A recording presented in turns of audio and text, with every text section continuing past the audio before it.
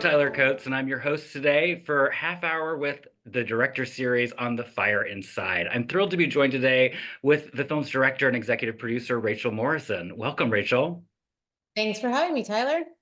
So before we take a look at the trailer for The Fire Inside, Rachel, I'm curious if you could tell us a little bit about the film in your own words, what it is about. The Fire Inside is the story of Clarissa Shields, who's this incredible boxer from Flint, Michigan, who, came from nothing, worked her way up to win Olympic gold at the age of 17, and thought that that was going to lead to all the great things. And it's really the heart of the movie, I think, is what happens when winning isn't enough. I love that. Let's take a look at the trailer. I'm here to pay my mom's bill. So you're her, right? You're the boxer? Yeah, golden girl. There was a girl named Clarissa came into the gym tonight. What you think about girls boxing? Don't see no reason why she can't. She got hands. Hey, Mama. Talk to you, man. Going to bed. I got training in the morning. When you win that prize money, we get our own place. Just us. USA Boxing hasn't won a gold medal since 2004. Yeah, well, none of them boxers was Clarissa, was it? As long as I'm boxing, I'm gonna be okay.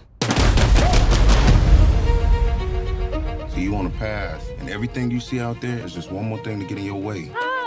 What you doing? You think I don't know about what it's like to be 16? Hormones all everywhere? Don't nobody want to hear about your nasty hormones. Oh, you don't? Well, I'm gonna tell Nah. you, though. When you gonna rip the Nike? Soon, bruh, soon. What's this? That good protein. Can I at least have some fries? Coach Jason say no French fries. We going to China for the qualifiers. And after that, it's London. Can't nobody beat me.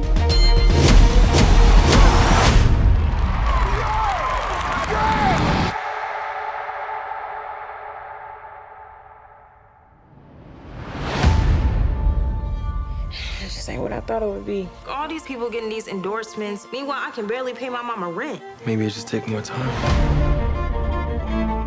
I would love to represent Clarissa. It's just much harder with women athletes. It's not fair, but people expect female athletes to behave a certain way. I won that gold medal by being me. What happened to staying true to who you are?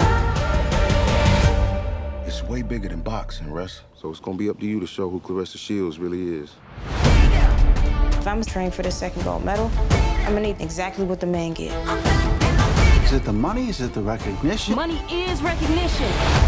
This ain't just about me. It's just for all the women. Folks around here know that if Clarissa Shields can do it, they can too. You've seen more in your 16 years than most people seen in their entire lifetime. I want you to take that fire inside of you and turn it into something good. Hey, yo, you represent out there. Show 'em how we do it in Flint.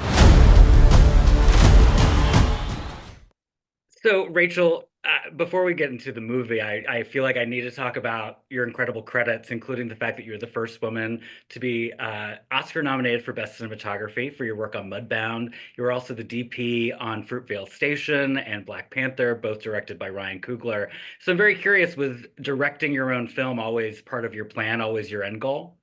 No, actually, it was never my end goal. I grew up with a camera in hand, and it quickly became like an extension of my body, and I love it there. It's my happy place and my comfortable place. I think it was a combination of directors like Ryan Coogler, like Rick Famuyiwa, like Barry Jenkins, telling me like, you're a storyteller and you should be out there telling stories, meaning beyond even as a cinematographer. I think based on possibly the way that I like interrogate things and care and invest in characters and all of that. And I hadn't trained to be a director, so it was intimidating to me, both the concept of working with actors, but also being out in front of things like this. Like I'm happy in the supporting role. I was never really looking to take center stage. But then what happened was that after Black Panther and after Mudbound, I kept reading these scripts that felt like they weren't quite as good as the ones I'd made. Like most superhero films are not Black Panther, and most independent films are not Mudbound. And I try not to move backwards. And that was where I was like, okay, maybe it's time to push myself outside of my comfort zone and try to sort of grow again. And around that time, Barry Jenkins and Alicia Holmes brought me this project. And I just, it felt right. It felt like it was the first, probably if Barry had asked, if Barry had wanted to direct it and asked me to shoot it, I would have shot it.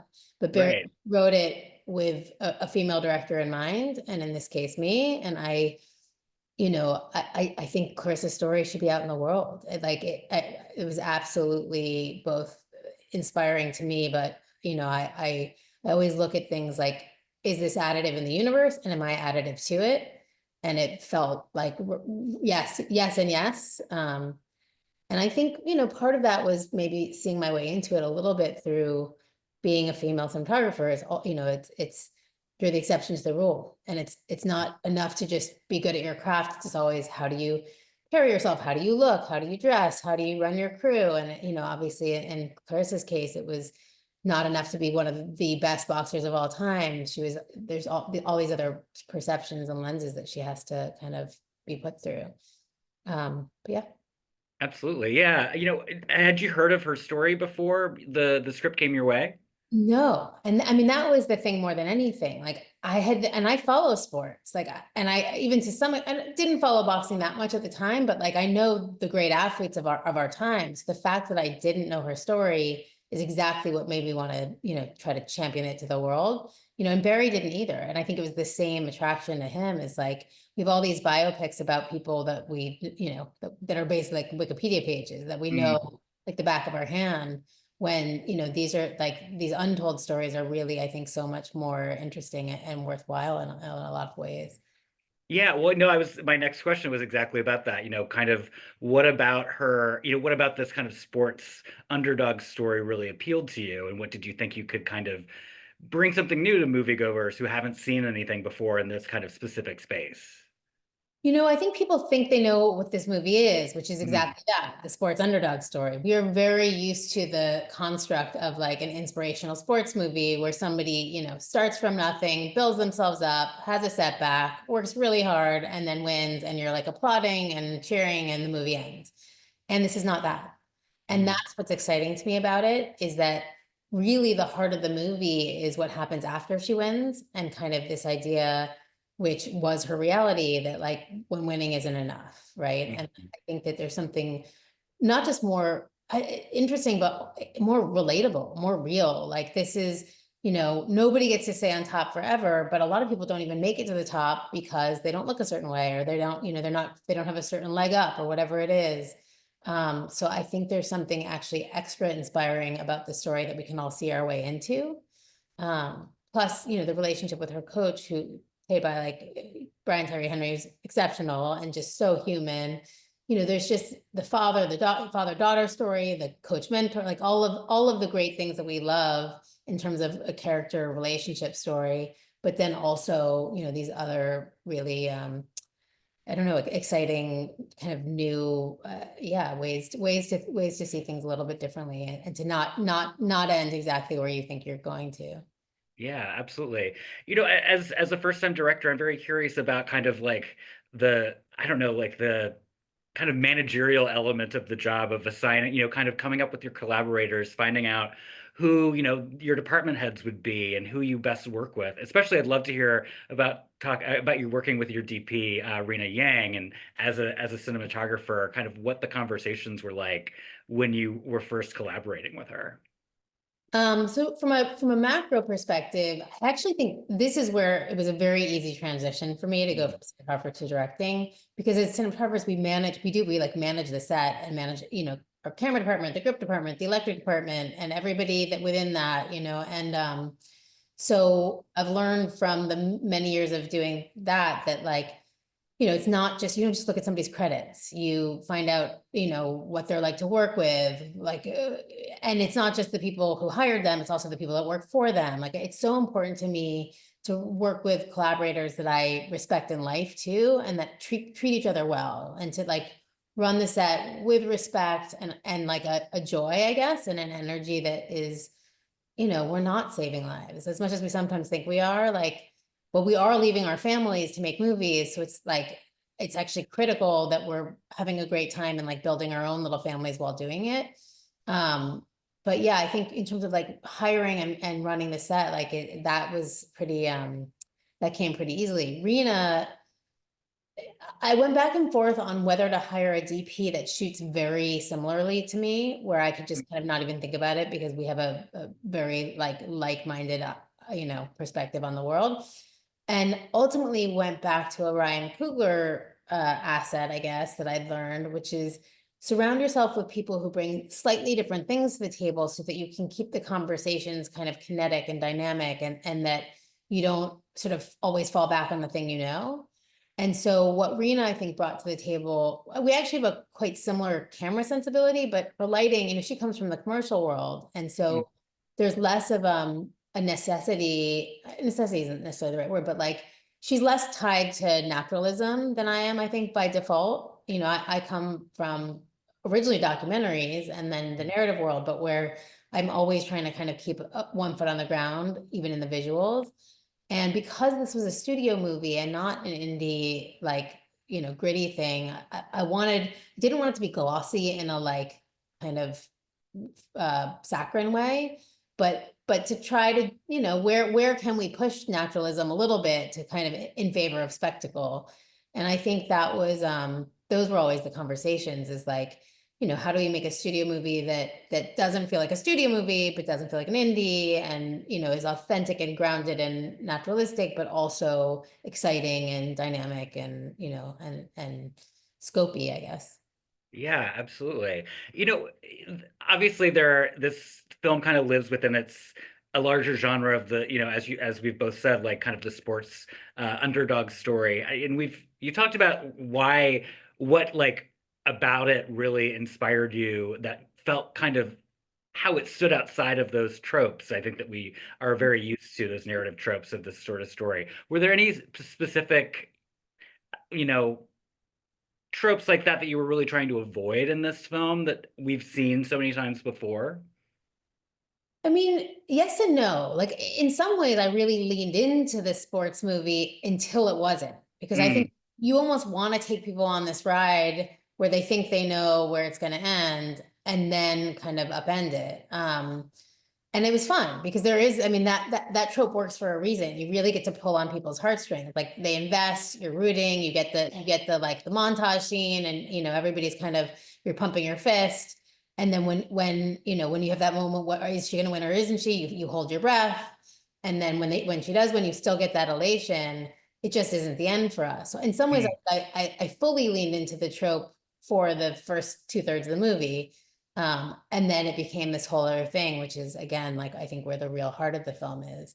I think as far as tropes I was trying to avoid, there's some really complicated relationships in Clarissa's life. And, this is all based on real people, real story, even inspired by the documentary that made it. And so I was really trying to make sure that the characters some of the characters kind of could have become tropey, felt real nuanced and lived in and, well-intentioned. Like her family is well-intentioned, but flawed. She's well-intentioned, but flawed. Jason's well-intentioned, but flawed. And I actually think that's kind of exciting because that is real life. Like that, we're all, I think, in our best, well-intentioned, but flawed. And so, yeah, I guess I was just trying to be real careful of the things that could feel tropey if we didn't get the detail right. Yeah, totally. Well, I want to pause for a minute, and we're going to show a clip from the film as well. We can go ahead and roll that. Don't see no reason why she can't. She got hands. Yeah. Yeah, she do. She do. I don't know. There's never. You ain't never what? I just ain't never thought about no girls boxing. And why is that?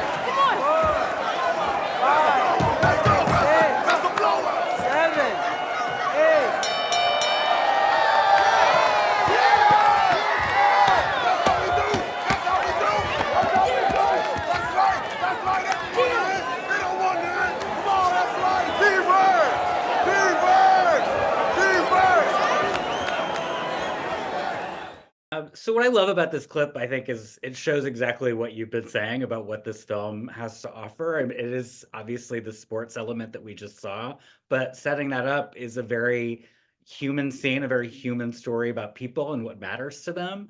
I'm very curious about kind of what it was like to balance those two narratives, kind of making sure, there was equal opportunity for both. And as you say, kind of set up the third act, I think that is more leans towards more the human element of the drama. Yeah, I mean, it was a joy to balance them, I guess, like because you get to do a little of everything, right? And I think like for me, the best sports movies are the ones where you're really invested in the characters. Mhm. So, the setup is kind of everything because otherwise you don't really care. Otherwise, you may as well be watching, ESPN. Right. And so, yeah, I mean, I think this clip does sort of show these intimate moments that really like feel incredibly relatable. And even there you see Jason like comes into it being like, I don't know about girls boxing. And then, then the whole movie obviously becomes this relationship between and his absolute belief in her, which is really what made her who she ultimately became.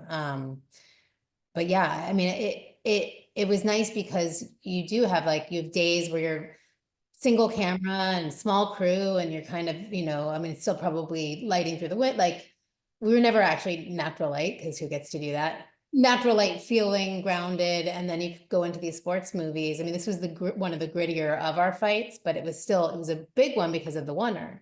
It was so fun. Like that was, we basically had a crane that went in over the crowd and a movie attached to the body of the crane. And so basically my grips had to hold open the ropes or Rena's grips had to hold open the ropes while our operator climbed in and then detach the movie from the crane retracted and like the crowd folded back in around the crane. And then the operator sort of, had to operate perfectly while Ryan is selling every punch perfectly. Because, obviously if a single punch doesn't sell, you're back to, the crane's back up at the starting point and you're starting over again. But I think, that was a pleasure in a different way because you get to kind of stretch yourself technically. And yeah, they're both really fulfilling, like working with your actors and dialing performance and working with your team and dialing technical. It's like the best of both worlds. Yeah. And I have to say, Ryan Destiny is truly so incredible in this film. I mean, really, really blew me away.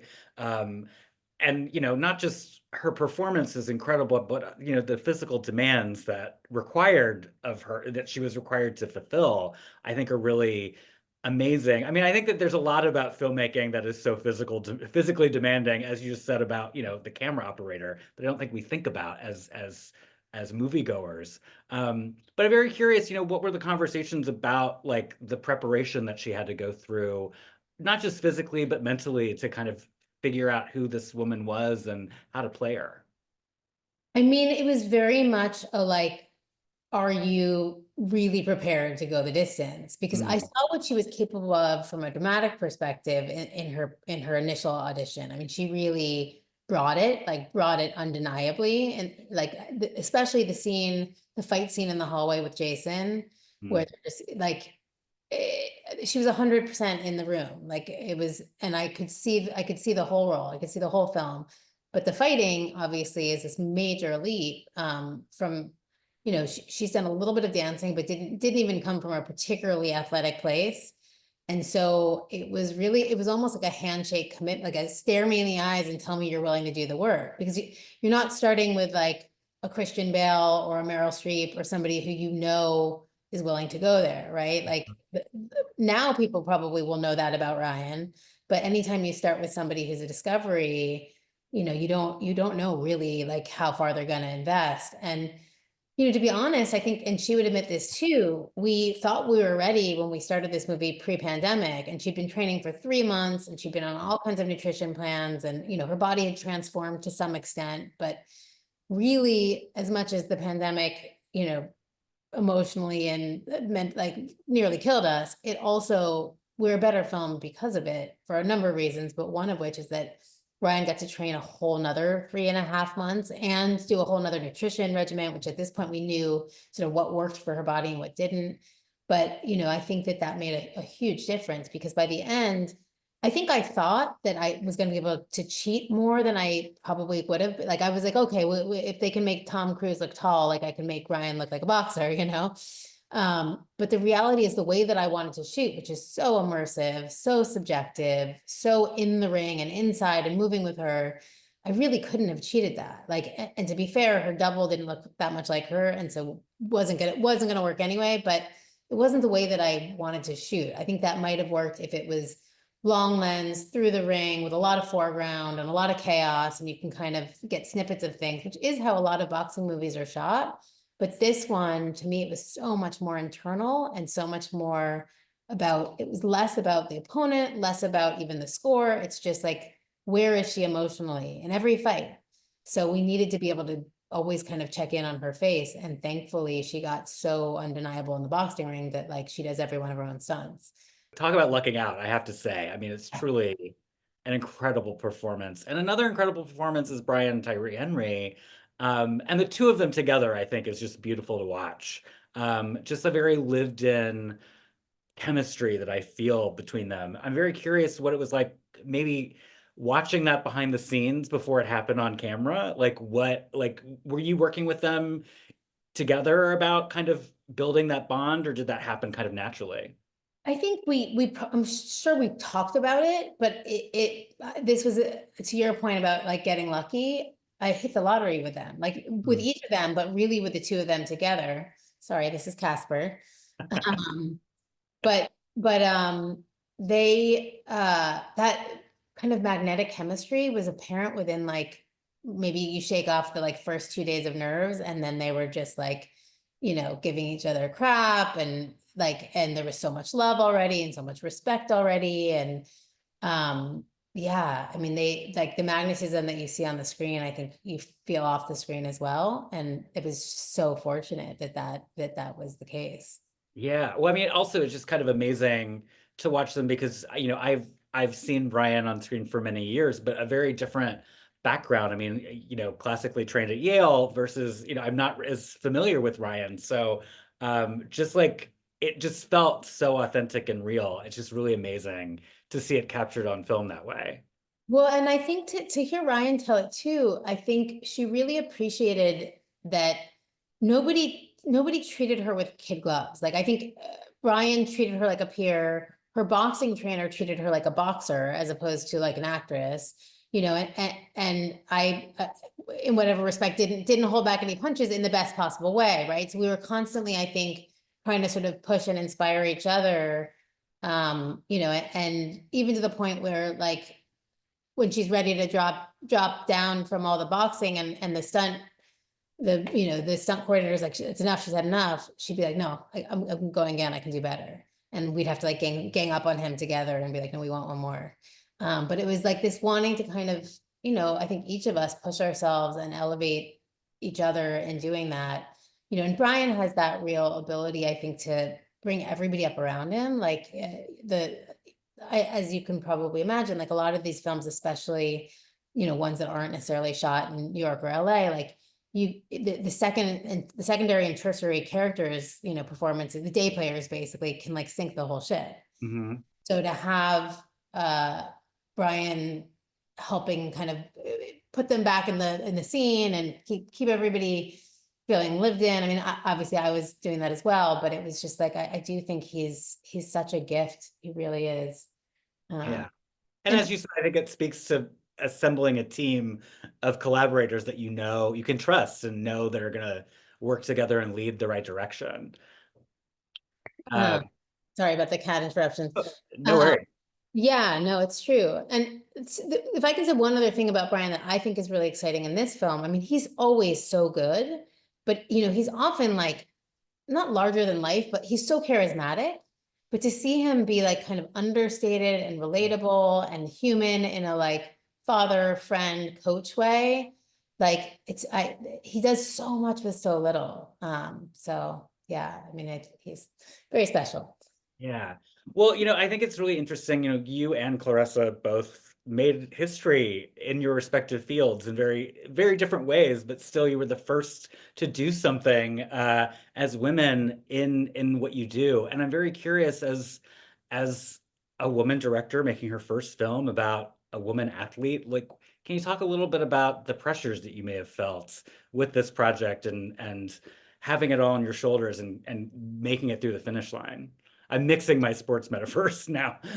I think, I mean, I think the pressures I felt have nothing to do with being female. Like, I think anybody making their first film, especially, you know, starting in a studio environment, right, as opposed to starting with this little thing where nobody's paying any attention.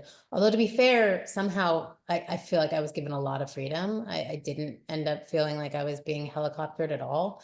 But you know, you have the pressure of just wanting to live up to the expectation and your expectation for yourself, which I don't think that's at all gendered, you know? And if anything, I guess the hope is that the work starts to just be the work, like you kind of just, you want to make great work and not be the female version of the thing, right? Like what the goal someday soon, I hope, is to just, we're all just directors, and like you don't, you know, the way that you say like a doctor and you don't necessarily picture a man anymore. Like the day that we say cinematographer or director and we don't picture a man, like then we're finally winning, you know? Yeah, absolutely. This film opens in theaters on Christmas Day, and so I'm curious if there's one thing about the film that stands out for you that should make someone check it out. Ooh, there are many things that I think should make somebody check it out. I mean, I think it really does have something for everybody. So it's like, it's inspiring, it's exciting in a sports way, but then it's relatable in a human way. And, you know, I think, I mean, she was 17. It's like, it's good for your teenage nephew. It's good for your grandma. Like it actually is a perfect Christmas movie because you can bring your whole family and you don't have to like be embarrassed when you're sitting next to your dad watching somebody have sex on screen. That is a really good selling point as someone who watched too many sex scenes with my parents. So, well, congratulations again, Rachel. Thank you again so much for joining me today. And please watch The Fire Inside. It's such an incredible film, and congratulations on all this great work. Thank you. Thank you so much for having me. Of course.